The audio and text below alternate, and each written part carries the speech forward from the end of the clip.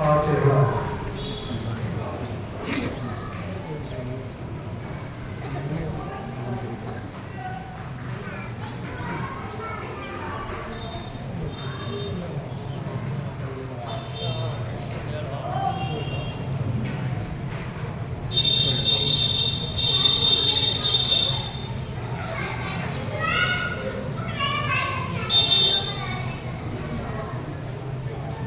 أعوذ بالله من الشيطان الرجيم.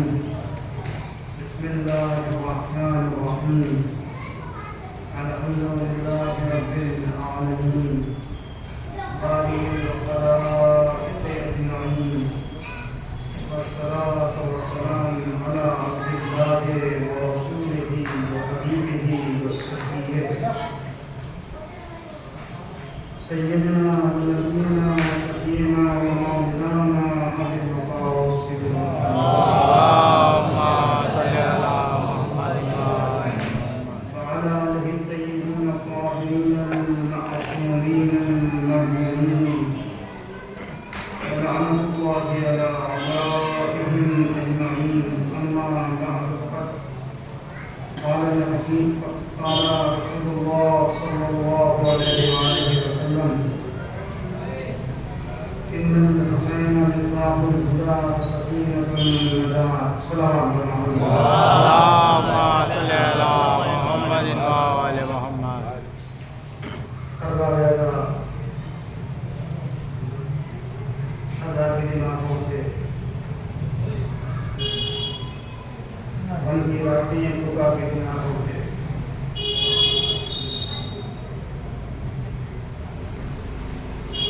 محرم کا چاند نمودار ہوتے ہی دنیا کے کونے کونے میں سید الشہداء کی سفید ماتم بچ چکی ہے اور عاشقان محبوبان حضرت علیہ السلام جمع ہو کر سید الشہداء کی آگ کو تازہ کر رہے ہیں، ان کا غم منا رہے ہیں.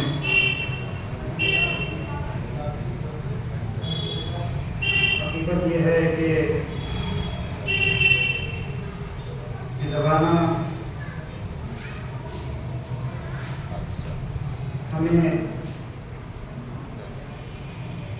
ہدایت کی طرف لے جا رہا ہے. میں نے حدیث جو آپ کی خدمت میں تلاوت کی ہے وہ اس زمانے کے لحاظ سے بہت ہی اہم ہے، کیونکہ اس وقت ہی وہ ایام ہے کہ جب سید الشہداء کی قربانی اور ان کے رفقا کی جانشاہی کا ذکر ہوتا ہے. ترجمہ یہ ہے کہ ان الحسین بے شک حسین مصباح الہدی، ہدایت کا چراغ، وہ سکینۃ النجات اور نجات کی کشتی. چراغ تاریکی یعنی گمراہی اور ضلالت کو دور کرنے والی شے ہے، اور کشتی سمندر کے طوفان سے، سمندر کی آفتوں سے محفوظ رکھنے کا ایک ذریعہ ہے. قدیم زمانے میں جب انسان سمندر میں سفر کرتا تھا تو سمجھ سمجھنے کے لیے چاند ستاروں پر غور کرتا تھا. یعنی چاند ستارے ایسے چراغ تھے کہ جن کے ذریعے سے سمت کا اندازہ ہوتا تھا، سمت کا علم ہوتا تھا. اور کے طوفان سے محفوظ رہ کر منزل مقصد حاصل کرنے کے لیے کشتی کا سہارا لے کر یہ حدیث جو آپ کی خدمت میں تلاوت کی گئی ہے اس کے مضمون سے آپ یقین طور پر آگاہ ہو گئے ہیں کہ دنیا سمندر کے مانند ہے، یہاں آفتیں ہیں، یہاں مصیبتیں ہیں، یہاں پریشانیاں ہیں۔ ان آفتوں اور پریشانیوں کو عبور کرتے ہوئے، ان سے مقابلہ کرتے ہوئے جو منزل مقصود ہے اس کو حاصل کرنے کے لیے اہل بیت اطہار علیہ السلام کے دامن سے متمسک ہونا ضروری ہے۔ وہ ہیں بے شک وہ عظیم ذریعہ ہیں جو اس پرخطر ماحول میں، اس قدر مصیبتوں کے جہان میں ایک ایسا عظیم ذریعہ ہے کہ انہی کے ذریعے سے کامیابی حاصل ہو سکتی ہے۔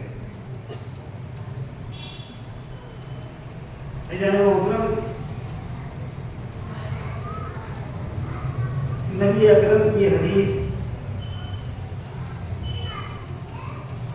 اس دور میں یقینی طور پر، اس زمانے میں اس پر بحث کرنا، اس پر روشنی ڈالنا، اس کے مفہوم کی طرف توجہ کرنا انتہائی ضروری ہے۔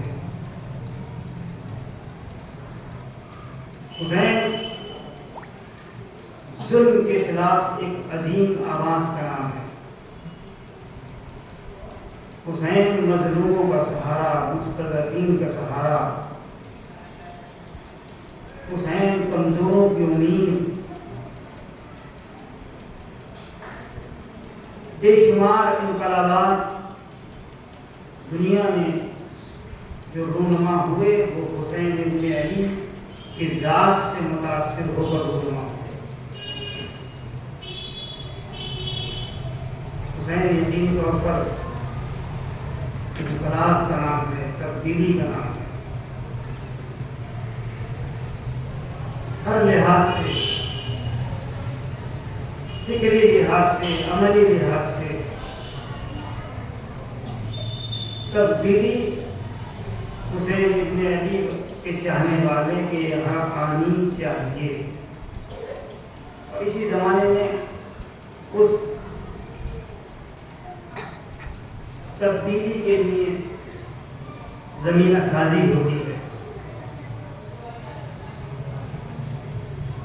اجان محترم،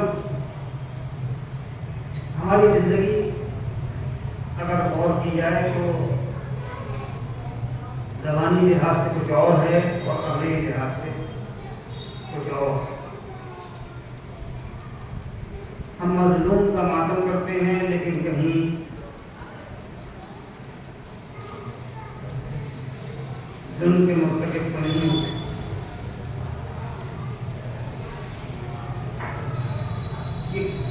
لمحہ ذکریہ ہے، شیعہ نے حیدر کرار کا بڑا فرض ہے، بڑی ذمہ داری ہے۔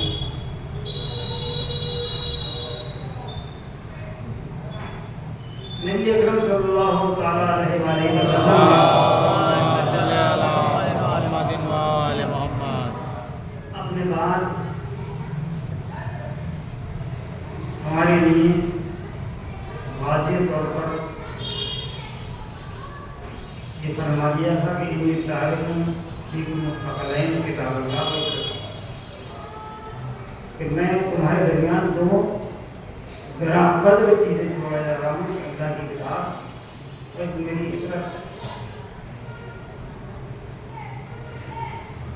اس عنوان سے میں نے اس حدیث کو منتخب کیا ہے، اور میری کوشش ہے چند جملوں میں ان کا ایک طویل موضوع ہے کہ حسین ابن علی کی سیرت قرآنی حوالے سے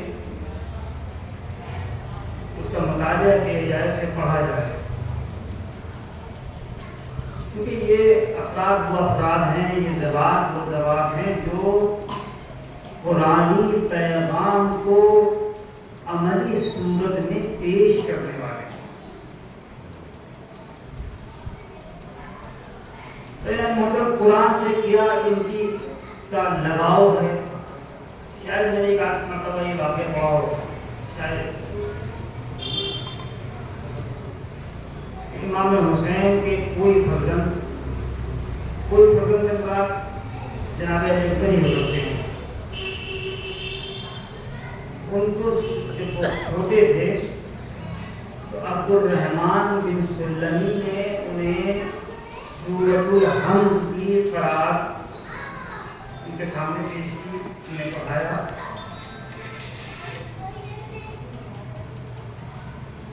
اور جب آپ کے فرزند نے امام حسین علیہ السلام کے سامنے سورۃ الحمد کی قرأت کی تو آپ نے امام حسین علیہ السلام نے عبد الرحمن بن سلمی کو 1000 دینار اور بے شمار جواہرات یعنی موتی اور نگینے وغیرہ پیش کی۔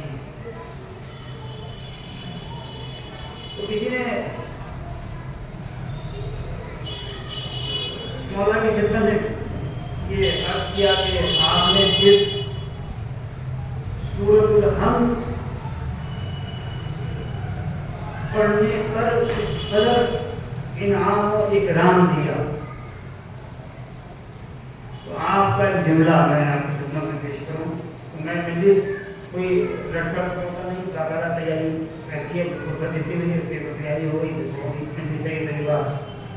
تو بہت دیر فرصت کبھی یہ ہوتا کہ چلتے چلتے مجلس پڑھ لیے مسجد پہنچے مجھے پڑھ لیے تو صحیح حاصل نہیں ہے مجھے کو بہت سے مفاہیم ذہن میں رہتی ہیں اور جمع کرنے میں دیر لگتی ہے۔ تو حضرت محترم، جب مجھے کسی نے یہ عرض کی کہ آپ نے سورۃ الحمد کی تلاوت کے عوض میں اتنا انعام اکرام دے دیا، ویسے قرآن کی اہمیت تو آپ کی طرف اس کو توجہ مطلوب کرا کرتا ہوں، تو آپ نے فرمایا کہ وَأَيْنَ يَقَعُ هَذَا مِنْ عَطَائِهِ، مفہوم لے کر ترجمہ میں یہ کر سکتا ہوں کیا کہ میں نے جو کچھ دیا ہے، یہ جو اس نے پیش کیا تھا اس کے مقابلے میں کتنا کس طرح ہے، یہ بہت زیادہ کہاں جاتا ہے، یعنی جو کچھ اس نے کام انجام دیا ہے، اہم فریضے کو پورا کیا ہے، اس کے مقابلے میں یہ رقم کچھ بھی نہیں رہا نہیں۔ اسی لیے میں کہتا ہوں آپ کی خدمت میں اکثر کہ کوئی قاری آپ بچے کو قرآن سکھا رہا ہے تو اس کو پیسے دینے میں کنجوسی مت کیجیے، وہ بہت اہم کام انجام دے رہا ہے، بہت ہی قریب سے اگر آپ مطالعہ کریں تو زندگی کا ہر لمحہ قرآن کی تفسیر نظر آتا ہے۔ ایک آدھ بات آپ کی خدمت میں پیش کروں گا، بہت پہلی گفتگو نہیں ہو رہی ہے، اور واقعہ وہ یہ ہے کہ امام علیہ السلام گزر رہے تھے راستے سے، چند افراد جو بہت ہی نادار تھے، غریب تھے، فقیر تھے، تو ٹوٹی ہوئی روٹیاں کھا رہے تھے۔ انہوں نے جب امام کو دیکھا تو امام سے توجہ کی اور امام سے یہ خدمت میں گزارش کی کہ آپ بھی ہمارے ساتھ تشریف رکھیں اور نوش فرمائیں۔ امام ان کے ساتھ بیٹھ گئے اور وہی جو روٹیاں تھیں وہ کھانا شروع کر دیا. اس کے بعد جب وہ اس سے فارغ ہوئے تو آپ نے ان غریبوں اور ناداروں سے کہا کہ میں نے تمہاری بات مانی، اب تم میری بات مانو، لہذا تم میرے گھر سے. جب وہ گھر پہنچے جناب رباب سے امام حسین نے کو یہ حکم دیا امام حسین نے رباب کو کہ جو کچھ بھی ہے وہ سب لے آؤ. جو کچھ بھی ہو سکتا تھا وہ ان ناداروں کے سامنے پیش کر دیا گیا. سوال کرتا ہے، سوال کے لیے آپ نے اس طرح جو پیش کیا تو پھر امام علیہ السلام نے قرآن کی آیت، جس آیت یعنی جو آیت میں پیش کر رہا ہوں، اس آیت کی روشنی میں امام علیہ السلام کی عمل دیکھیے کہ لا جرم ان اللہ یعلم ما یسرون وما یعلنون انہ لا یحب المستکبرین. عام لوگ جو ہیں جو اپنے آپ کو کچھ سمجھتے ہیں وہ غریبوں کے پاس بیٹھنا توہین سمجھتے ہیں، لیکن فرزند رسول کی سیرت دیکھیے، وہ تو بہرحال نمونہ ہے، نمونہ عمل ہے کہ یقیناً اللہ جانتا ہے ما یسرون جو چھپاتے ہیں، وما یعلنون اور جو ظاہر کرتے ہیں، انہ لا یحب المستکبرین، بے شک اللہ تکبر کرنے والوں کو دوست نہیں کرتا. محترم،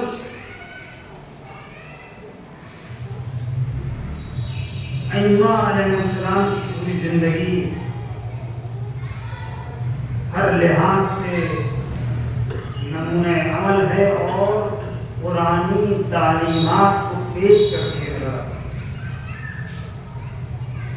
اور بہت سے واقعات ہیں شبیر گفتگو کرنی ہے قرآن کے حوالے سے، اور خود امام حسین کی جو سیرت ہے اس کے حوالے سے بہت واقعات ہیں. اور یہ ایسا موضوع ہے جو میں نے جیسے کہ ابتدا ضرور غیر حاصل بحث ہونے چاہیے، تو یہی زمانہ ہے. باقی سارا اور علماء کا ذکر بھی ہمارا زیادہ نہیں ہوتا، لیکن فرزند رسول کا جو ذکر ہوتا ہے یہ تاریخ میں اس قدر تفصیل کے ساتھ امام حسین کے سلسلے میں لکھا گیا ہے. اس کی بڑی وجہ یہ ہے کہ اگر کربلا نہ ہوتی تو حسین پر اس قدر نہ لکھا جاتا. یہ لکھنا کا سب ایک کربلا ہے، ورنہ اور علماء کو بہت زیادہ قصیدے نہیں لکھا گیا، نہ ہم بیان رکھتے ہیں تعلیم باروں سے. تو یعنی محترم، اس کے علاوہ بھی جو میں کچھ یہ واقعات جو نقل ہوئے ہیں اور جو ان کی سیرت کو واضح کرتے ہیں، اگر ان کو بیان کیا جائے تو کافی بہتر موضوع پورے شہر رہ سکتا ہے. ایک واقعہ مجھے اور یاد آیا کہ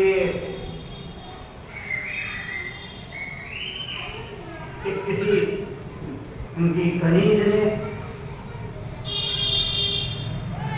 آیت کی تلاوت کی، والکاظمین الغیظ کی تلاوت کی آیت کی. امام علیہ السلام کو تعریف کر دیا. ایک کنیز نے گلدستہ پیش کیا،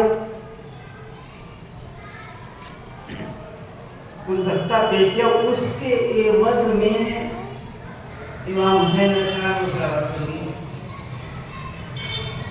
قرآن کی آیت کو اذا حییتم بتحیۃ بأحسن منها وردوها،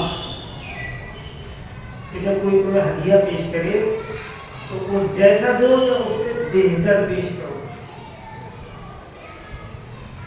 اگر کوئی ہدیہ آپ کو دیتا ہے تو وہ ہدیہ یا تو اسی کے برابر ہدیہ آپ پیش کریں یا اس سے بہتر ہدیہ پیش کیجیے۔ تو امام کا یہ عمل، یعنی یہ لوگ کہتے ہیں کہ اسلام جو ہے غلامی کا قائل ہے، اس زمانے میں کنیزیں اور لونڈیاں رکھی جاتی تھیں، غلام ہوتے تھے، یہ انسانیت کے خلاف ہے، یہ جو ہے برابری کے خلاف ہے، مساوات کے خلاف ہے۔ لیکن اگر آپ ائمہ علیہ السلام کی زندگی دیکھیں گے تو ان کی زندگی میں یہ دیکھنے کو ملتا ہے کہ وہ ان کے جو غلام ہیں وہ ایسے غلام ہیں کہ ان کے عمل سے اس قدر متاثر ہوتے ہیں کہ وہ ان کے دامن کو چھوڑنا ہی نہیں چاہتے، اور بے شمار غلاموں کو آزاد بھی کرتے ہوئے نظر آتے ہیں۔ غلام خریدا آزاد کر دیا، غلام خریدا آزاد کر دیا۔ پہلا محترم، انسانیت کا مکمل درس انسانیت کے سلسلے میں اہل بیت اطہار علیہ السلام کے ذریعے دنیا کے سامنے پیش ہوتا ہے۔ ایان محترم، یہ کربلا واقعہ میں ایک ایسا عظیم واقعہ ہے کہ جس میں حسین ابن علی کی شخصیت کو واضح طور پر دنیا کے سامنے پیش کیا۔ اگر یہ کربلا نہ ہوتی تو مورخ حسین پر زیادہ نہیں لکھتا، کس قدر لکھ سکتا تھا، لیکن یہ کربلا ہے کہ جس نے حسین کی شخصیت کو دنیا کے سامنے اظہر من الشمس کر دیا۔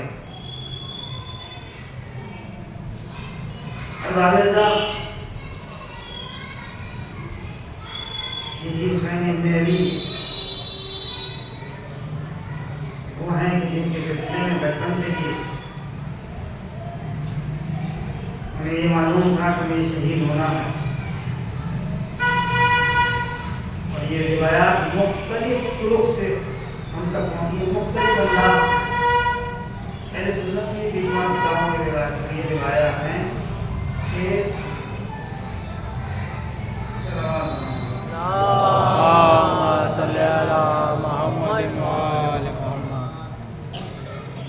کی جو روایت ہے حدیث ہے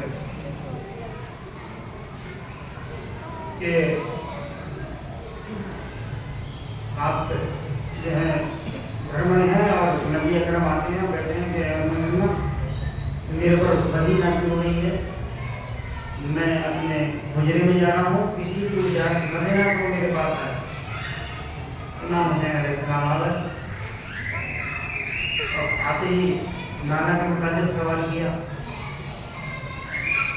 ان میں سلمان نے کہا کہ رسول اللہ نے حکم دیا تھا کہ کوئی میرے پاس نہ پہنچے، لیکن جیسے ہی امام حسین کی آواز، جیسے امام حسین نے کہا کہ نانا نے کیا ہمیں بھی منع کر دیا ہے، یہ آواز نبی اکرم کے کانوں تک پہنچی تو آپ نے فرمایا کہ نہیں، میں نے حسین کی منع نہیں کیا،